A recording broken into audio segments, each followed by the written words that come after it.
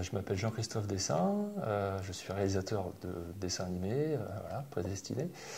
Et je me suis intéressé à l'animation en regardant les cartoons, notamment Tex Avery ou les Tom et Jerry, quand j'étais enfant, et qui me passionnaient vraiment beaucoup. Et j'ai découvert qu'une école existait quand j'étais au collège, que des vénards pouvaient s'amuser à dessiner toute la journée, à l'école des Gobelins.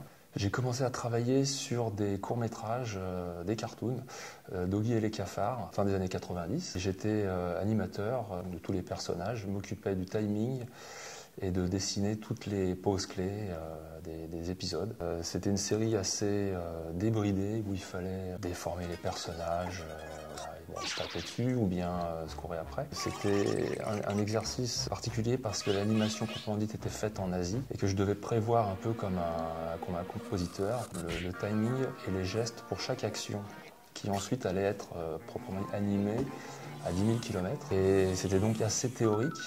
Et il fallait donc pouvoir être extrêmement précis et donner un maximum de références pour les animateurs. En l'occurrence, c'était en Corée du Sud.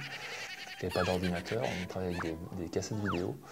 On recevait chaque semaine un épisode et je faisais des dessins de correction où je donnais les indications d'expression, je dessinais les courses, tout ce qui était vraiment spécifique à l'histoire. J'en ai profité pour aussi écrire quelques histoires et découvrir le storyboard, rentrer dans le détail de la mise en scène, du jeu des personnages. Et j'en avais le contrôle bien plus que le réalisateur lui-même, puisque lui s'assurait de la continuité de l'histoire et ensuite de la post-production, le son, l'image.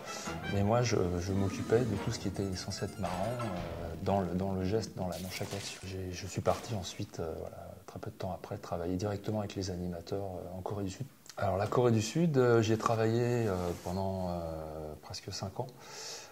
Dans plusieurs studios qui s'occupent de sous-traiter l'animation de séries télé pour les États-Unis, pour l'Europe et en l'occurrence pour la France. J'ai travaillé sur quelques séries françaises, mais surtout sur des séries américaines.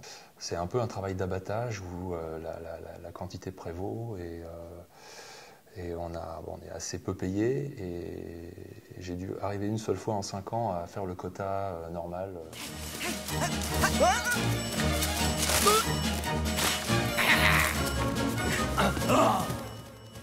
Le jour des corneilles, ça reste certainement le projet le plus vraiment intéressant de toute ma carrière parce que c'était la première fois où on avait vraiment une histoire bien écrite, une histoire pensée pour les enfants, pensée pour le cinéma, par quelqu'un d'intelligent, c'est pas très sympa pour les autres scénaristes, mais quelqu'un qui n'était pas scénariste d'ailleurs, Amandine Taffin, là, qui a écrit vraiment un texte magnifique, quelque chose d'unique parce qu'on a pu tout faire ici, quoi, quasiment.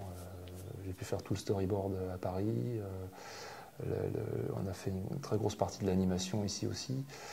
On est arrivé à un niveau d'image qu'on souhaitait et surtout que personne n'attendait, voire même que personne ne souhaitait. C'est-à-dire que c'était une petite histoire que tout le monde trouvait un petit peu noire, un peu sombre et qui avait réussi à intéresser les financiers et les participants n'y croyaient pas vraiment en fait. Et seul le producteur qui a tout porté vraiment sur ses épaules, il a cru jusqu'au bout.